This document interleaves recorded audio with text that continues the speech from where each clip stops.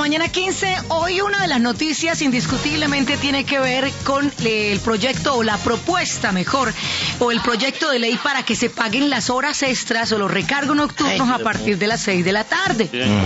Pues vamos a hablar con un abogado experto, además que ha sido nuestro abogado también de la casa, el doctor Alberto Páez, que además le agradecemos que haya recibido nuestra llamada, porque queremos saber un poquito más esto, qué consecuencias que tiene para los empresarios o también para la misma gente, que uno escucha el titular de la noticia y uno se emociona, pero también hay que ver todos los puntos de vista de lo que puede representar es digamos que un proyecto que al final te llegue a quedar radicado.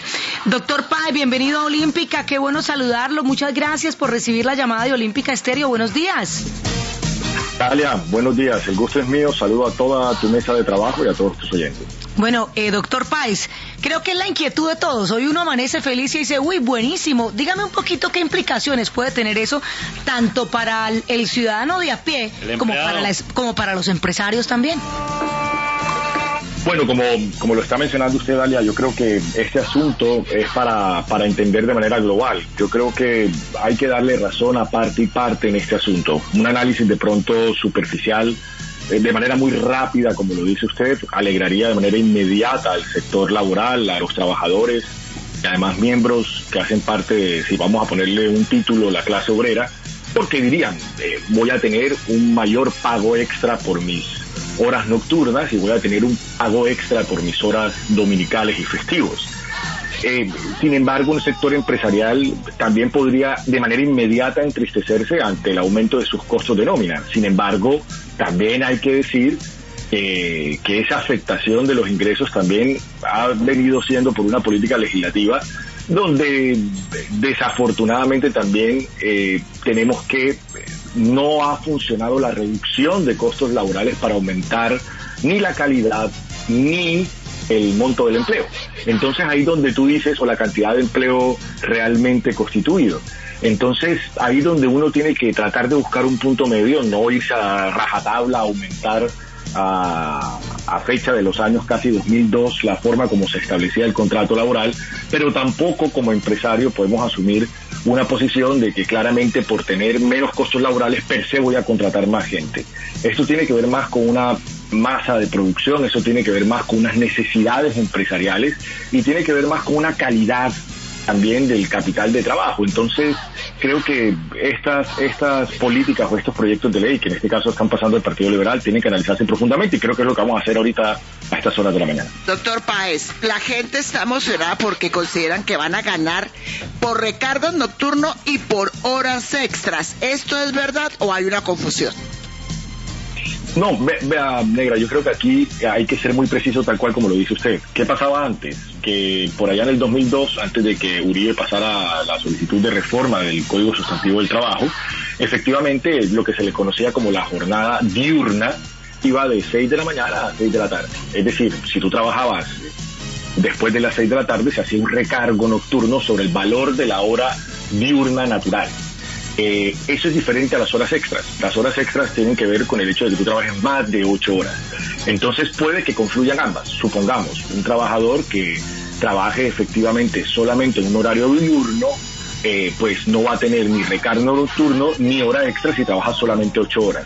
Pero un trabajador que, por ejemplo, tenga una mezcla que empieza a trabajar a las 3 de la tarde y salga a las 10 de la noche, efectivamente, o a las 11, 12 de la noche, perdón, para superar las 8 horas, va a tener un recargo por las horas extras que superen las 8 horas de jornada ordinaria y va a tener un recargo por las nocturnas. Entonces, hay que diferenciar una de otra porque, claro, si tú empiezas a trabajar dentro del horario diurno y excedes las 8 horas, esas 8 horas te caen en un horario nocturno, pues hay que mirar efectivamente cómo planea el proyecto de ley establecer la liquidación. Pero preliminarmente lo que se entiende es que son situaciones o de hecho distintas que afectan el salario correspondiente. Una cosa es el horario nocturno y otra cosa es la hora extra. Doctor Paz, Doctor Páez. Es que dijiste paz. Dije paz, sí. Es que es la paz lo que me está preocupando. Paz es la hija mía, María Paz, estás equivocado. Se supone, pues porque todos estamos hablando en terrenos desde la hipótesis, desde lo hipotético, se supone que en el mundo lo que han hecho no es pagar las horas extras, sino darle más tiempo a los trabajadores. Es decir, dejar el sueldo, pero reducir las horas, la jornada laboral, de pasar de 8 a 6 horas, como en Francia se ha estado estableciendo esto con unos resultados sociales mucho más interesantes. Así, le estoy preguntando al hombre que está enterado de todo, ¿no sería más propicio esto, rebajar las horas laborales para poder generar más empleo y ocupar más gente? A llegar a las 7. Sí, miren que yo estoy completamente de acuerdo con tu opinión. Yo creo, y además como empresario también lo digo, yo he visto en mis propios trabajadores, que bueno, serán mis jueces después de oír esta entrevista, que el tema de la alternancia, es decir, el no necesariamente calentar el puesto de trabajo en oficios que no lo requieran, y el hecho de generar mejor calidad de las horas de trabajo, que es lo que tú estás mencionando. Yo no necesito trabajar 8 horas, donde en las 8 horas, por cansancio mental, realmente nada más trabajo 4, sino mirar efectivamente cuáles son las 8 horas de trabajo de calidad que tenemos durante la semana. Y sí, ese es el movimiento actual que ha demostrado, además, el trabajador rinde con mayor gusto, termina queriendo mucho más su trabajo, termina apreciando más su vida privada. Y si le sumas esos 3 elementos, en teoría y además bajo ciertas estadísticas se ha demostrado que hay una mejor y mayor efectividad.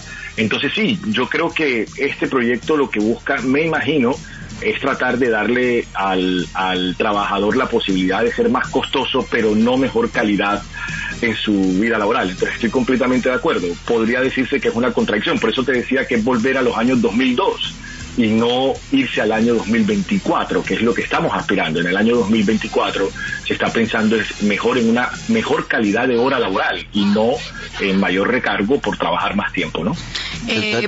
Perdón, ¿quién me habla? Perdón, Barbarita, abogado, una consulta. Puede pasar, por ejemplo, esto aplica para todo tipo de empresas públicas, privadas, todo. Puede pasar que una empresa de pronto diga, no, yo no asumo o no lo hago, o de pronto empiece a reducir el número de su gente pensando en que le puede afectar ese tema de los recargos nocturnos y las horas extras. ¿Y eso sería legal, por ejemplo, ante el Ministerio de Trabajo? Excelente pregunta, Dalia. Mira, las normas laborales son irrenunciables, los derechos laborales son irrenunciables. O sea, si las partes pacten que no te voy a pagar el recargo nocturno luego de expedida la ley y que entre en vigencia, es un imposible legal. O sea, yo no puedo pactar con una persona la renuncia a sus derechos mínimos laborales. Entonces, empecemos por ahí. Un empleador no podría, bajo esa premisa, entrar a decidir ni unilateral, ni siquiera por acuerdo con el trabajador, el no pago de sus derechos mínimos irrenunciables laborales. Entonces, si empieza a despedir personas, obviamente dependiendo de la cantidad de empleados que tenga y el número de personas que despide, hay ciertas solicitudes que se tramitan de manera previa al ministerio y notificaciones que se hacen dependiendo del sector en que trabaja. Entonces, por supuesto, no estamos hablando de cualquier empresa. Por ejemplo, una pyme que tenga 4 o 5 empleados y que efectivamente el hecho de que se vuelva más costoso su nómina, no necesariamente necesita pedir un permiso especial de ningún tipo si no hay una estabilidad laboral reforzada de ninguno de sus trabajadores. Pero en técnica, una empresa grande que sí necesite, si llega a realizar un despido masivo, los permisos y las notificaciones al ministerio, por supuesto que tendría que hacerlo en términos de ley. Pero, perdón, a ver, reforzando lo que dijo la señorita Dalia, y espero que al final diga, excelente pregunta, Barbarita. Eso es lo que quiere ella, la coja. Vámonos al caso hipotético, como dice Francito. ¿Esto no acarrearía que la máquina reemplace al hombre? Porque para un empresario de una parte operaria podría decir, aquí tengo 100 operarios que me hacen este labor y me trabajan hasta tarde. Yo mejor me compro una máquina de la China, la va funcionando toda la noche. La máquina no está reemplazar al hombre porque yo no me puedo limpiar con un iPad. Sí, pero el hombre sí le inventó la máquina. Entonces, esto acarrearía eso y acarrearía lo que usted acaba de decir, el despido masivo, pero lo pueden ir haciendo gradualmente y se quedan con una máquina y ya no pagan horas extras. Por supuesto, y sí, es excelente pregunta y excelente. Gracias, claro que sí. Gracias, doctor Páez. Ese tema es lo que ahorita nos vamos a afrontar de manera directa ante la inteligencia artificial. No solamente piensa en las máquinas. Por ejemplo, en el sector que yo trabajo, que es el sector de los abogados, que de pronto la gente puede pensar, no es un mero no es una mera operación, pero ya hay software y absolutamente inteligencia artificial que reemplaza en un 90% el trabajo de lo que se llama el abogado junior o el abogado pequeño, que de pronto no aporta la crítica legal a un concepto o a un proceso. Entonces, si yo necesito hacer una investigación legal para hablar de mi sector, pues una máquina me la hace en cuestión de segundos, no necesita el tiempo que un hombre para hacer toda una línea jurisprudencial.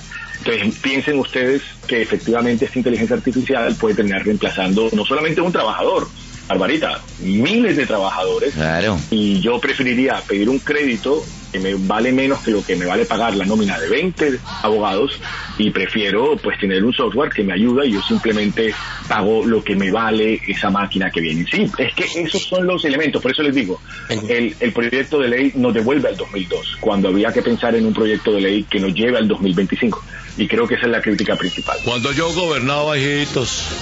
Ay. Ellas sí tenemos en Honduras.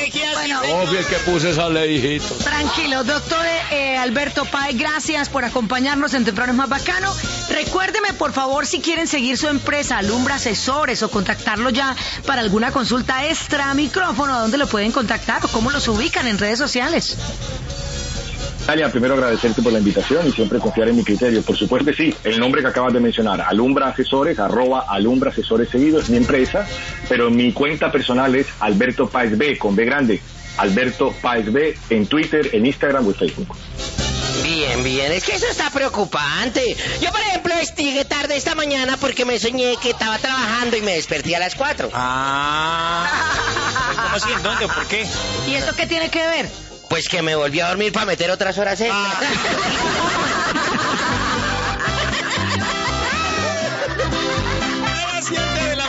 Pues ahí está. Menos mal no soy una máquina, imagínate.